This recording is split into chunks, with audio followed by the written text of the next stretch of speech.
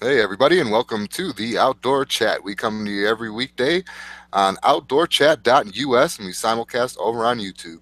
We go over everything to be encountered in the great outdoors, including our outdoor adventures, critters, vehicles, and much, much more. We have hosts. We have Bob coming in from Canada, our winter visitor.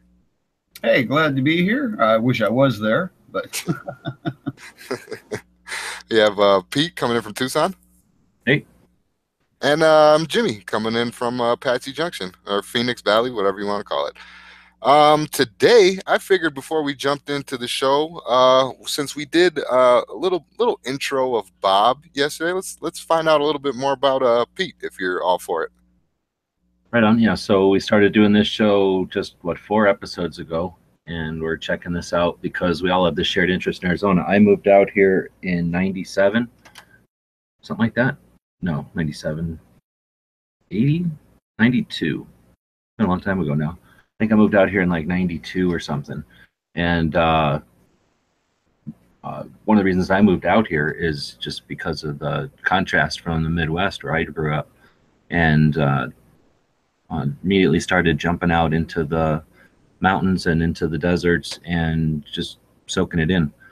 So I've done a lot of fishing, a lot of hunting, and just plain old just exploring, I guess. I think I was lucky enough to get out here when we could just take the weekend and drive around. We'd bring a tent or sleeping bags, and wherever we stopped driving around, we would sleep and just kind of roaming through the mountain roads or the desert roads.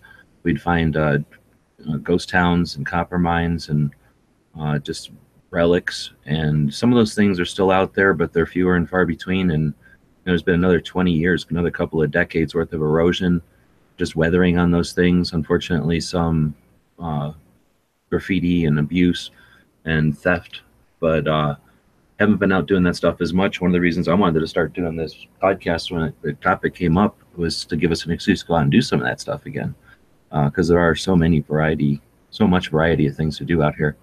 I've had cousins who came down to butterfly watch, so we would go down through southern Arizona. And I had no idea, but a lot of the butterflies migrate, and there's all kinds of migration patterns that go through these deserts of southern Arizona. Because unlike New Mexico, we have some water over here, and gives them a place to hop down through the United States into Mexico for their migrations.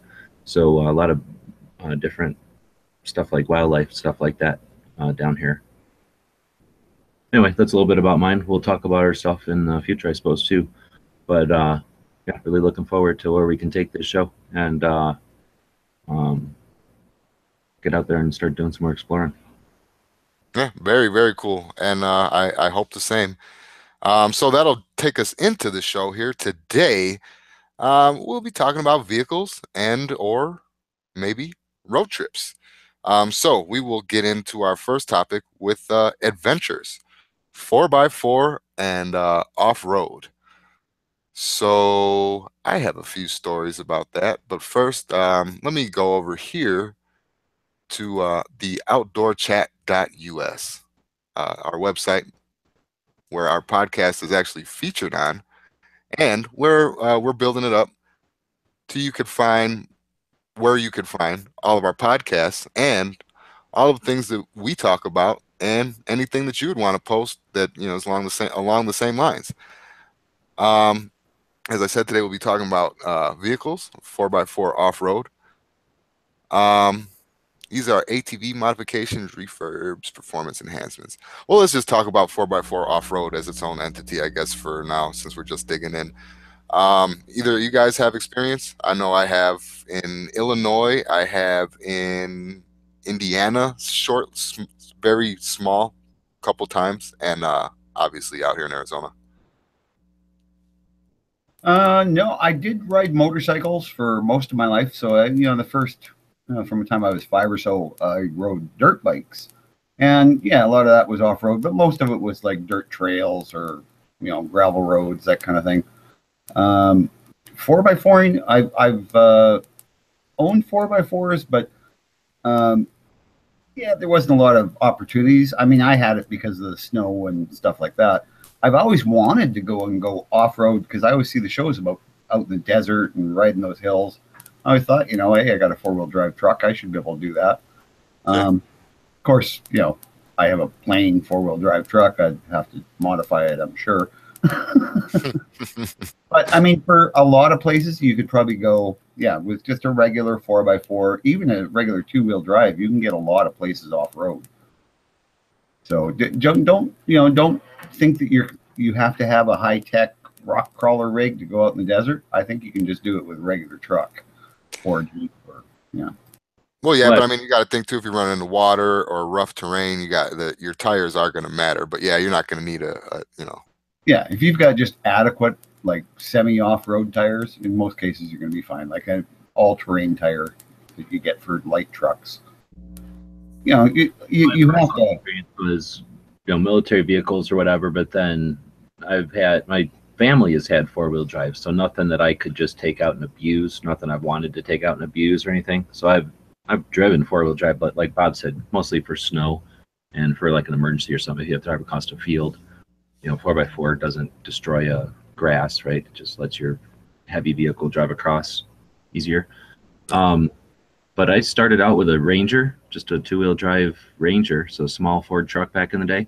And then after it got wrecked, I went to eventually a Chevy 1500, so a small, well, they're not small physically, but a 6-cylinder Chevy truck with a regular size bed. So that thing was fully capable of going pretty much any place I ever wanted to take it in southern Arizona and northern Arizona, really.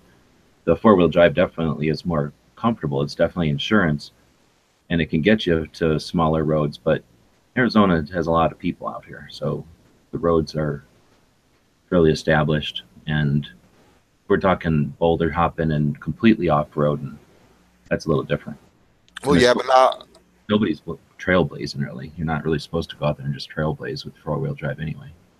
No, that's true. But I mean, there is a couple times, I'm sure we'll talk about it in the future, but there was a few times where I've gone up to like 4 peaks and went all the way to the top, and that's a little bit different doing it from a Hyundai Elantra to having a Ford F-150 or something like that, Silverado or something. Oh, yeah. Like even a regular 2-wheel drive truck has got the what do you call that? The lift and the wheels height to get you over pretty much any curbs. Yeah, you got ground clearance. Clearance. Because you get a lot of those roads are fairly rutted. So you're going to have your wheels are sunk down already, and on a car you can get completely hung up. Plus you can damage it. Some cars you can get away with it. I mean, cars are just a bad geometry or trigonometry or whatever it would be for driving off a road too. Most of the time, they're just they're pushing the wrong way. They're pushing forward, and you need to be pushing like up or down. Yeah. So unless you got a Volkswagen Beetle, that would be the one vehicle I would say, okay, you can take that in the pretty gnarly off-road situations. But a lot of it too. You don't want to forget, or the sand or the dirt. The dirt, when it's not wet, can be just as fluffy as flour. Yeah. Really annoying. Right. That can be tough, light or a traction sport. See, a lot of people nowadays, though, they're not doing it, and they're getting those quads or side-by-sides. And those things are just really capable off-road vehicles. They have their limitations, but very few though. Yeah, they're going to go way. Cost is one. Yeah, they're going to go way deeper than anything else into the boonies. Other than maybe a dirt bike, you might get a little further, but depends on the rider. That's something we'll try to develop here too, because I'd like to get into a dirt bike. Yeah, just a small one, just one to get you out there, carry you along at a reasonable pace. Something like a 250, so I could drive on the road if I had to and take a bunch of crap out hunting or something. Yep. Yeah, because you can actually carry a lot of stuff on a small motorcycle.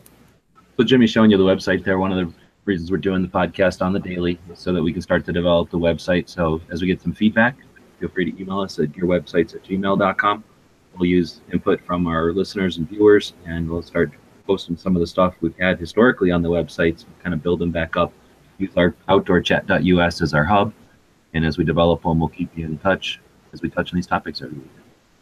Yeah, I know it does, like, say on that 4x4 off-road, but I mean, really, it's 4x4 and off-road because there's all kinds of other ways. There's mountain biking. It's become really big for off road, and you can go into some really wild country on a mountain bike.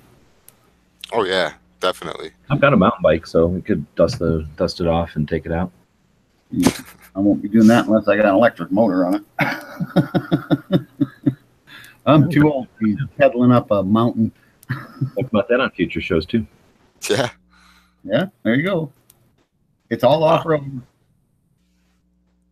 All right, that'll take us into the next topic. But we're going to transition into the segment where we would normally advertise, right? Yeah. Yes. We're going to talk about the goal of the show. We kind of touched on it before. We've been doing some podcasts on other topics, and we thought it'd be fun to do one on Arizona topics since we both live in Arizona. We've got other people that might jump on as hosts potentially in the future here too. Bob winter visits down here, whatever you call it when you snowbird. And there's so much to do in Arizona. We're kind of all digging the idea of having a show. So we're hoping to pay the bills with some sponsors, and that's what we'll be doing in this segment of the show each day. So if you run an Arizona business or know someone that does that would be interested in supporting a startup like this one, you can email us at gearwebsites@gmail.com. So Very cool. what are we talking about today? Where am I? Jeez whiz, I'm terrible at reading this thing.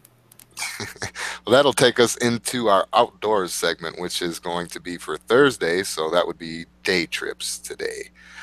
And that would take us to, I believe, if I'm not mistaken here, I might be mistaken.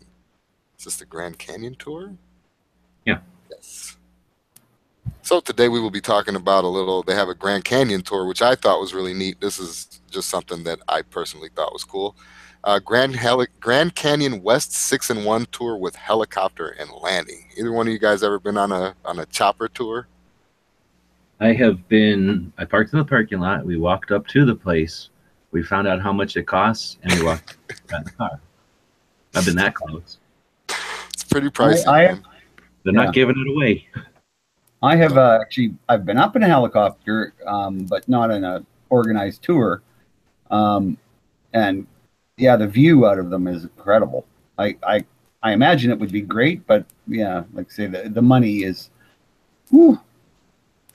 So I missed out. This isn't Arizona, but I missed out on in Sycamore, Illinois. They were running some kind of a deal. One of my buddies at work was telling me about it.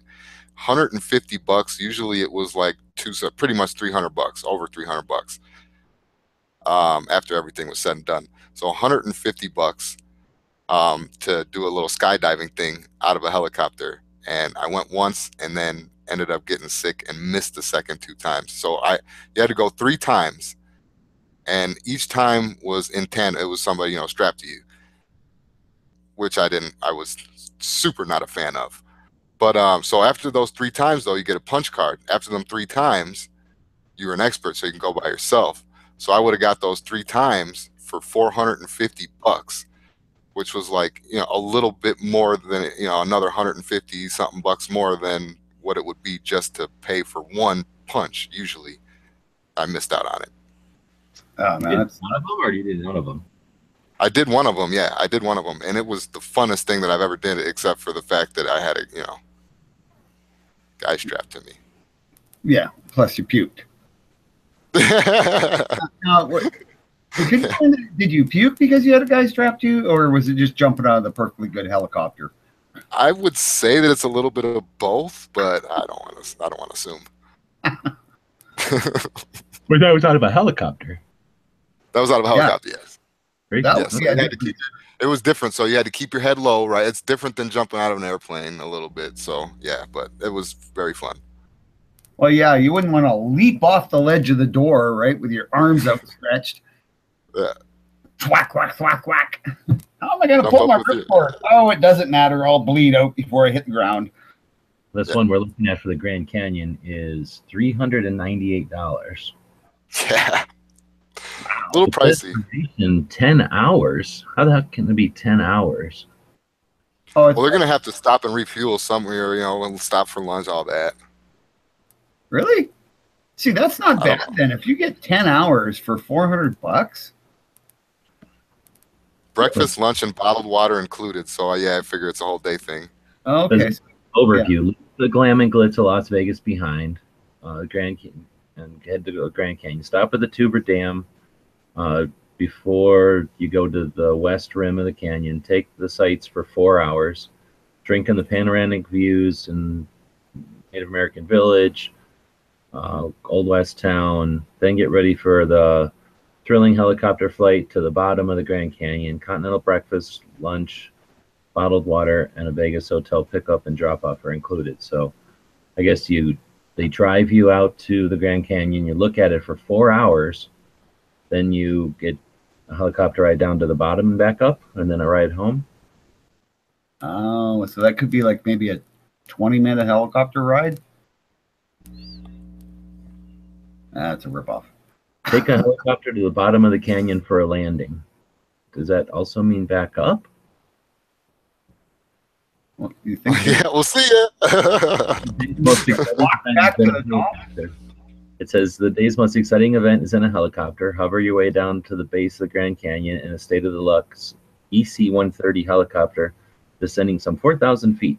While on the floor of the canyon, take some time to explore and take photographs. The tour concludes when you're dropped off at your hotel in Las Vegas.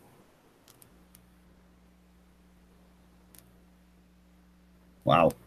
Yeah, that's a lot of money. So if you got a lot of money, do that. But the reason why we do this is so, we can get out there and explore, and people that are coming out to Arizona and stuff like that. So there's tons of Grand Canyon tours out there and tons of different things that you could look at. And hopefully one day we'll find the best one and tell you about it.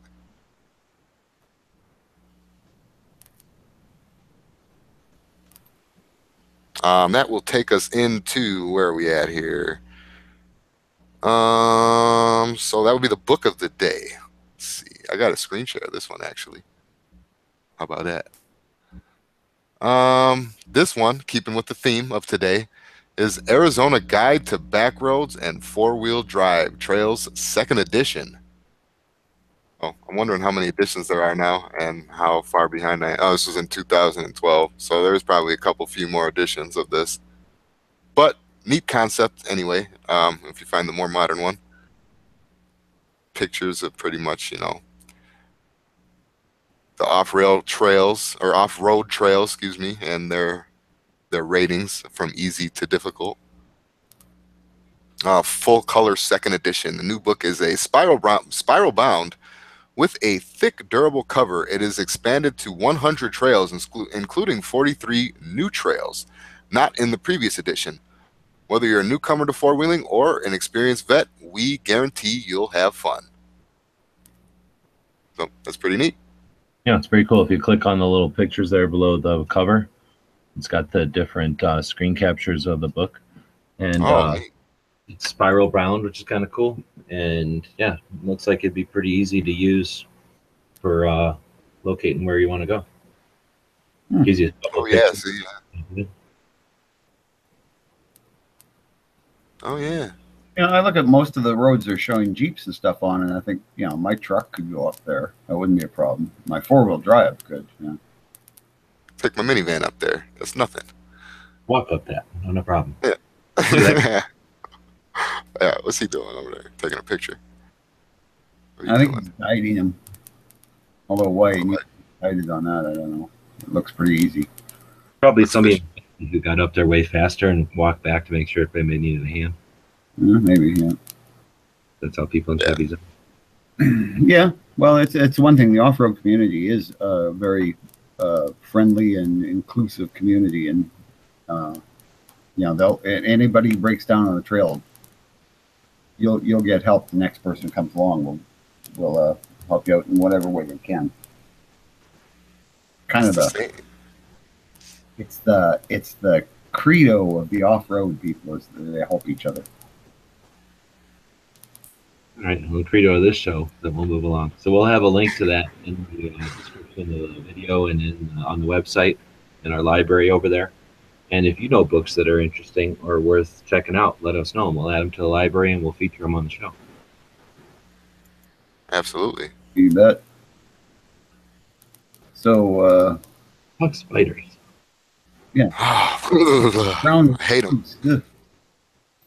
So today we are talking about critters, and Thursdays we will be featuring an insect, gross little waste of everything insect. Like spiders.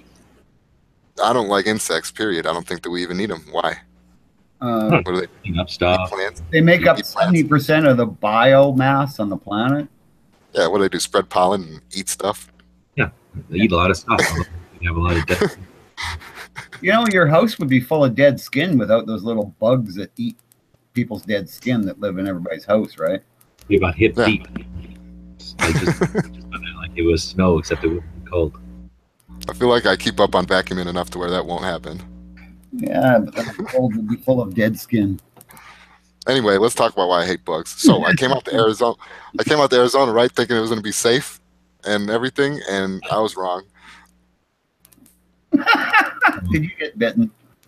Yeah, I wake up one day, right, and I'm like, oh, this is gross. You know, it's hot out here. I'm getting pimples. I got a pimple on my knee. It's disgusting. It's got a little white head on it and stuff.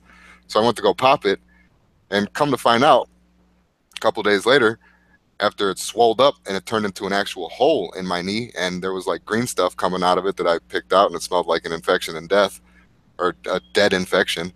And there was like 3 dead brown recluses, and I didn't even know what. I've never even heard of that. And yeah, I know what they are now. Anyway, about 7 days of some amoxicillin later, and I was back right. Wowzers. Yeah, So put me down. that's pretty crazy, man. I haven't been stung by anything in Arizona. Like I found down in Arizona, it's like, good golly, there's no bugs here. This is great. You know, because I mean, I'm used to northern Manitoba and northern Saskatchewan, and I mean, the bugs are just, I mean, it's just a fact of life that you're going to breathe in. I don't know how many mosquitoes in a day. And yeah, there's just bugs everywhere all the time. So yeah, I mean, I was like, yeah, there's no bugs here. This is great. Tch. Oh, you know, they would give us warnings at the RV park. So, okay, it's warm enough now that the rattlesnakes and the scorpions might be coming out. So, you know, make sure they can't get into your trailer. Talking about brown recluse, though. So, Jimmy, you're saying you got bit by a brown recluse? Yeah, reckless recluse. And then, so what? It laid eggs in your knee? Is that what you're saying? Nah, the green stuff that I was pulling out was like tissue, kind of, I guess. I don't know. It grew back, so I'm fine. I don't You know. said I they- never figured out what the green stuff was. Well, that's But probably why you have a hole in the knee if you're pulling all this stuff out of it. So the brown recluse is what gives you Lyme disease? I don't know. What It does it eats give? it. It eats at your it eats at your stuff. I guess the poison of it. I don't know. Like that Oh, so it's in the flesh-eating disease. Yeah, and I think I was pulling out tissue. Was the green stuff? It was either that or like slimy hardened pus. Okay, so I'm thinking of something else that gives you the Lyme disease, I guess. So this is just more that you don't want to get Deer bit. ticks. Yeah, it's deer ticks give you Lyme disease. Okay, thanks. So these things are just going to give you a bite potentially that doesn't stop. Basically, it's like acid. It just starts eating your way and killing your cells until they can cut a chunk of you off, right? Yeah, and it'll mess you up. And they do make stuff like, don't take my advice for it. This is just what I did. But they make special poison kits for people that get bit by brown recluses. I guess that I was just lucky enough to recover off of amoxicillin, so that might work for some people. It might not, but yeah, I took so 500, so 1,000 milligrams of amoxicillin at night, and in the morning when I woke up for 7 days straight, or 6 days straight, and I was better. Well, we're talking about that one, but it really doesn't. This isn't its habitat. I mean, it can be out here. I know I've heard of people having them out here. You obviously got bit by one, but it's not a common one out here. No, It's like they like woods and trees and bark, right? yeah, or sheds, or like any in the apartment complex that I ended up getting bit in was, I mean, it wasn't like one of those spackle houses that are out here. It was actually like a wood or a faux wood or something like that. I don't know what they use out here, but Siding instead Wait a of. minute. Was this a shed full of floor cleaning equipment? no, Was it Okay. was it a storage space? no, it was a bedroom. It was a bedroom. Funny. All right, But so yeah, yeah. How did you know it was a brown recluse, though? there was dead brown recluse bodies in my bed like 2 days later, Oh, and I had to yeah. look them up. I had to look them up because I didn't even know what it was. Because I had just got done watching this thing about black widows and that there was a brown widow thing, and that they had like infested somebody. Yeah, they infested somebody's house in Texas or something like that. So I was looking at the back of it, trying to see it. I guess it has a white hourglass shape or a white something shape on it. So Yeah, they have an hourglass on them. Yeah. yeah, so I was staring that thing down, and I looked it up, and it was the closest thing to it. It was a brown recluse, so that's it. We have those ones with the hourglass black widows. We have those up here occasionally. So yeah, but I mean, you don't get bit by spiders very often. You kind of gotta. Yeah, it's not a they don't deliberately go and try to bite you. They just bite you if you roll on them when they're. Never got bit by nothing in my life that I could remember. Probably lying about that, but Yeah. you know, Well, you get bit by spiders. It's just that you don't realize it because most of the time they don't eat away at your skin or whatever, right? Like when you're sleeping, you get bit by them, I guess. Yeah, like a daddy long leg spider. You know, one of those really common ones. Can apparently it does have venom and fangs, but their fangs aren't big enough to go through your skin. right. They can't really hurt you. Well, the moral of this story is if you come out to Arizona, whether you're visiting or moving out here or whatever, check the sheets, check the bed. Careful. Good point. Oh yeah, that's true. I mean, I've had to stay in hotels down there, so I always check the beds. Yeah. I'm gonna sleep on top of the covers in my sanitary Tyvek suit. Hotels in restaurants. Yeah. Make sure you click your shoes together a couple times and nothing falls out before you put your feet in them. Really, to feature a place to go every show. Place to go every show.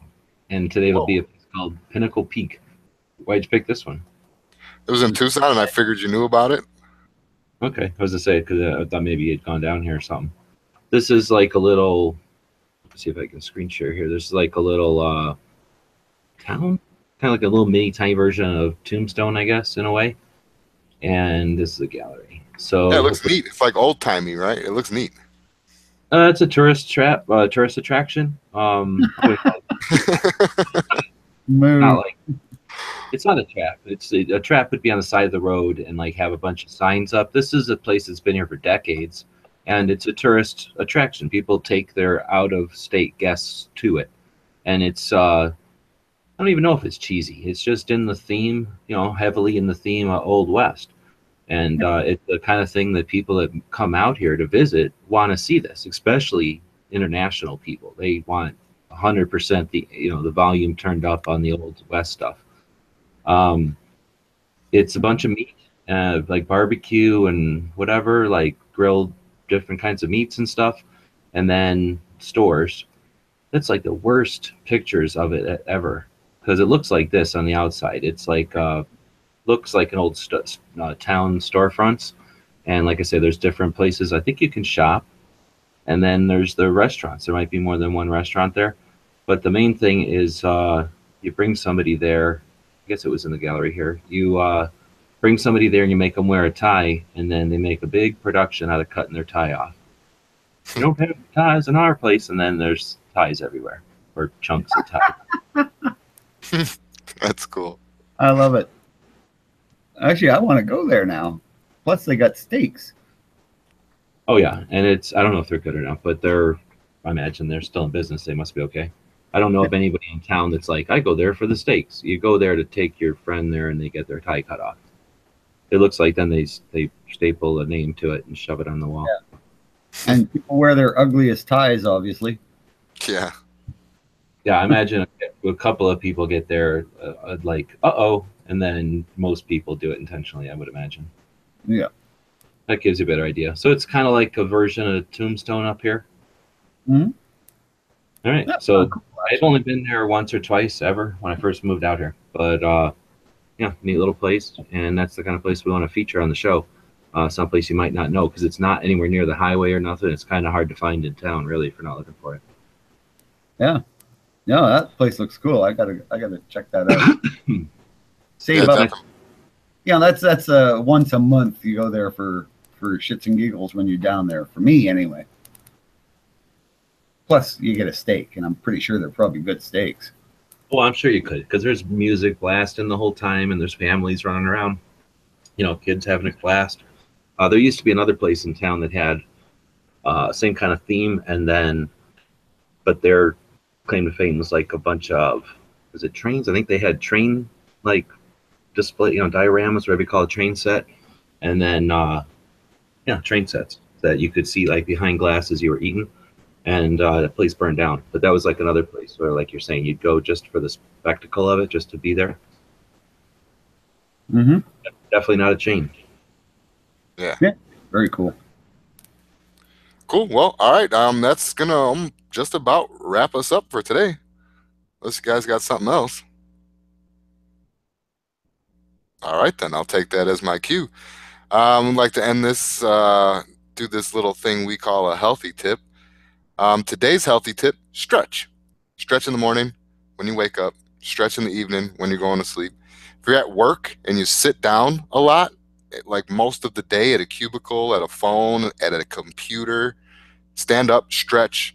Not only will it boost your circulation and digestion, but it'll also ease minor back pains that you have. Now, if you have back problems, you know, don't expect miracles, but, you know, stretch. So that is your healthy tip.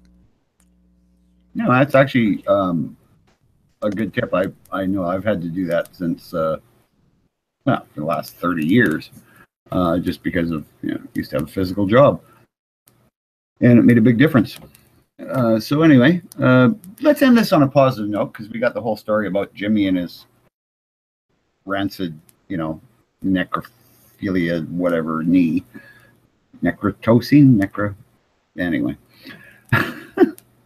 But on a positive note, no one has died of a scorpion sting in the last 20 years. So on that, thanks everybody for watching and listening, and we'll see y'all tomorrow.